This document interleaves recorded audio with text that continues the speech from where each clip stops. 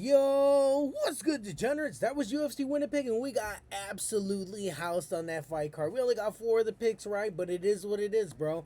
MMA's like it was ebbs and flows sometimes. Sometimes you're on it, and sometimes you just all like, damn, dude, what the fuck happened? But it is what it is. UFC Winnipeg happened. We're coping again. Another one of our favorite fighters, Dorino, retires. But we're gonna go over our picks and how we did. We did pretty freaking terrible. But that's all good. We degenerate MMA fans and we chug along and we'll be back next week. You already know what it is. But let's go over our picks. All right, man. In the curtain jerker, we had freaking Jamie Siraj to get it done by way of submission. And dude, he got absolutely pieced up by freaking John Giannis, bro. And it's funny because I was a little bit hesitant in going with Jamie Siraj just because he got knocked out by 29 and 22 Diego Brandao like 3 fights ago.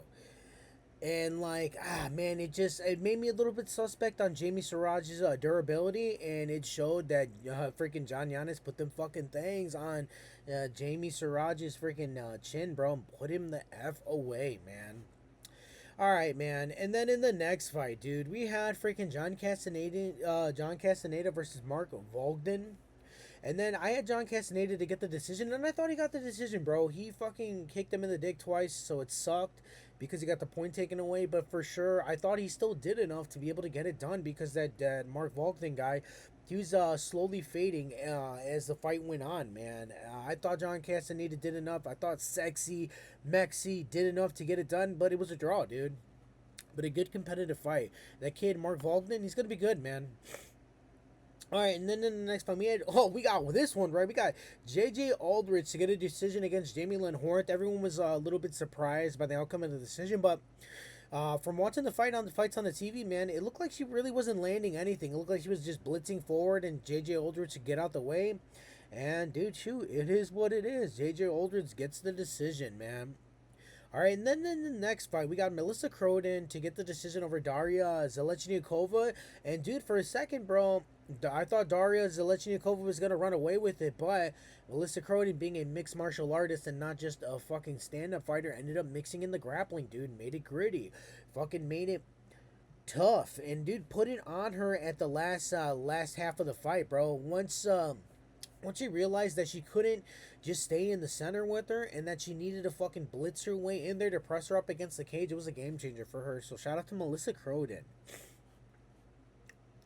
All right, and then in the next fight, dude, we had freaking Gokar Sarichum versus Tanner Bozer, man.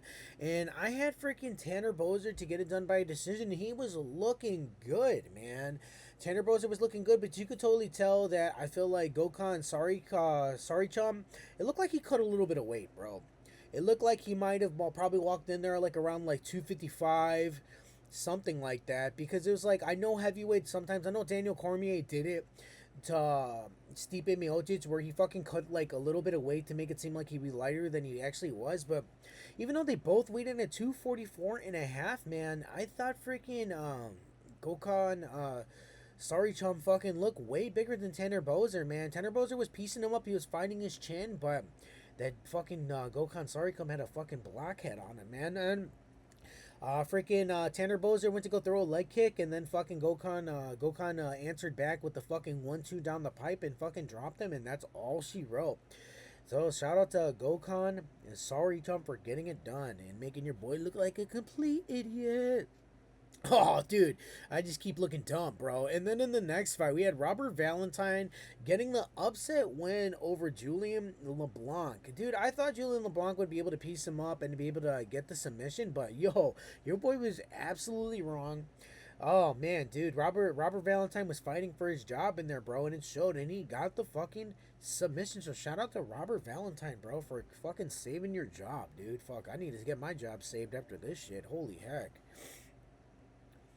All right, in the next fight, man, we had freaking Dennis Bazookia. I thought Dennis Bazookia was going to be able to get this dude out of there, bro. But, man, our Mauricio Barboza, man, he got some thump in his fucking punches, bro. So I'm excited to see what's going to happen with him. He's still only a one-round fighter, bro. So I know as soon as somebody gets him out of the second round, he's absolutely fucked. But Dennis Bazookia wasn't that guy today, dude. Dennis Bazookia was looking good, but he just fucking left his chin like straight there for fucking Mauricio Barboza to fucking crack, and dude, he knocked him the F out. All right, in the next fight, dude, Gage Young versus Thiago Moises. Dude, I thought Thiago Moises did enough to get the split decision, bro. But G Money, dude, he showed out, man. Once he was able to stuff a couple takedowns, dude, it was pretty much all G Money. But I did think Thiago Moises did enough to squeak by a decision. But hey, man, it is what it is. Shout out to Gage Young for getting it done over Thiago Moises. And then in the next fight, we had freaking Jasmine Jasdavicius versus Karine Silva, man. And it was a pretty competitive back and forth fight. Karine Silva almost got a couple submissions a couple times, but Jasmine Jasdavicius freaking was able to get the dub, dude. Was able to piece her up on the feet, land the better strikes. You know, there was a couple of tough spots where I was like, oh, damn, dude, fucking Karine Silva might actually get the fucking sub here. But Jasmine Jasdavicius gets the dub. Oh man, dude. So here, and it was funny, man. I'm watching this fight, and I'm all like, dude, hell yeah, we at least got another. Well, we got another win coming our way. Fucking finally, because Mandel Nolo versus Jai Herbert was absolute fucking cinema and bad shit craziness at its fucking finest. Mandel Nola comes out, dude, swinging them things, bro. Absolutely swinging them things and fucking piecing up Jai Herbert, showing him no respect, bro. None whatsoever, dude. And then he's throwing a combo, dude. He's piecing up fucking Jai Herbert up against the cage, bro. And then Jai Herbert hits him with a cheeky counter and fucking drops rat garbage, bro. Fucking drops rat garbage, dude. And then, dude, somehow rat garbage ends up fucking scrambling enough to get it back on his feet and make it out of the fucking first round, bro. To make it out of the first round, dude. But you could tell that, dude, rat garbage is absolutely freaking hurt, bro. Like, it's a matter of time. And then here comes the second round. Jai Herbert just straight up piecing him up, and rat garbage was pretty much done, dude.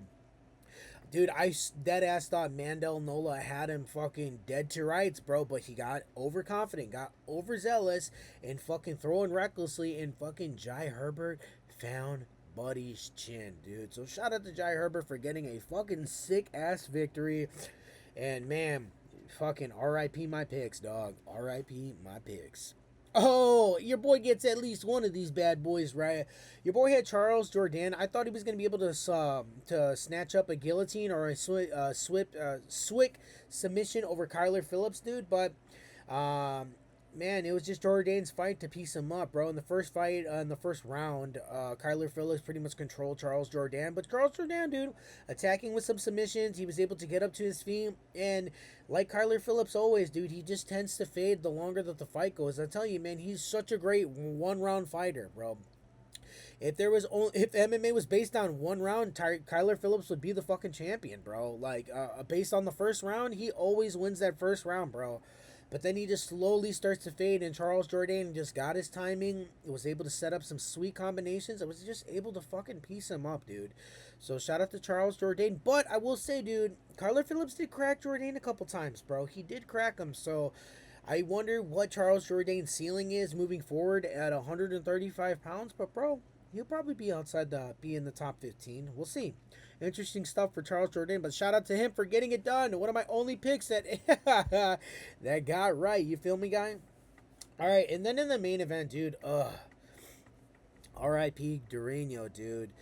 Fucking Mike Malott, dude, gets it done by way of KO, bro. And like real talk, dude, Mike Malott had showed nothing up until this point that he was gonna be inside the top fucking 15, bro, at 170 pounds. But I will give my man his respect when it is due, and he beat the shit out of Gilbert Burns, bro. From like the opening jump, bro, it was pretty obvious that Gilbert Burns wanted nothing to do with the striking. I feel like he's been put away so much where it's just like he don't want to get put away anymore, bro. He's been in the UFC for forever. And he probably just does not want to get hit in the face anymore. He can't wear it as like he used to, man. He was it was a couple of exchanges, and I felt like the turning point in the fight really happened when Mike Malott lands this fucking nasty ass uppercut on Gilbert Burns, bro. It was nasty, bro. And I feel like that deterred Gilbert Burns for trying to shoot in for more takedowns, bro. And then Mike Malott, dude, comes out in the third round, fucking hits him with another fucking nasty ass punch, bro. Gilbert Burns responds a little bit, and then, dude, he fucking ground and pounds him out, dude. And then that's all that she wrote for Gilbert Burns, and then he retires, bro. I hope Gilbert Burns stays retired and we don't see him in DBX, bare knuckle, dude. Man, like my man's had a bunch of wars, and clearly, if you're getting stopped by Mike Malott in your last fight, like I hope that that's it for you, dude. But you know what? I'm not gonna take away from Mike Malott because, dude, he showed up. He had a great game plan. He was ready for fucking Gilbert Burns to shoot in those takedowns. That's why he was throwing those fucking uppercuts from hell. And dude, shout out to Mike Malott, dude. We got completely housed on this card again. We only got 4 of the picks right, but it is what it is. We ain't ever gonna stop. We're gonna keep chugging along, and we're gonna keep making picks, dude, because we're degenerate MMA fans, and we freaking love this shit. You feel me, guy? Yo, that was my picks for the week. We got a house, but it is what it is. Yo, stay tuned for this week. Your boy's going to be dropping more picks, and we going to do better. Shoot, your boy's always moving forward, and we always going to do better with these picks. And then your boy got a couple other videos dropping this week. I got a Daniel Rodriguez video dropping this week. I guess he spent 8 months in a Mexican prison, so that's absolutely crazy. Like always, like, share, and subscribe. Leave the comments below. Make fun of me for absolutely getting housed because, dude, these past 2 weeks, oh my god, dude, they've hurt my soul seeing some of my favorite fighters getting absolutely knocked out. But it is what it is. Like, share, and subscribe. And always, I mean always, stay elevated, dog.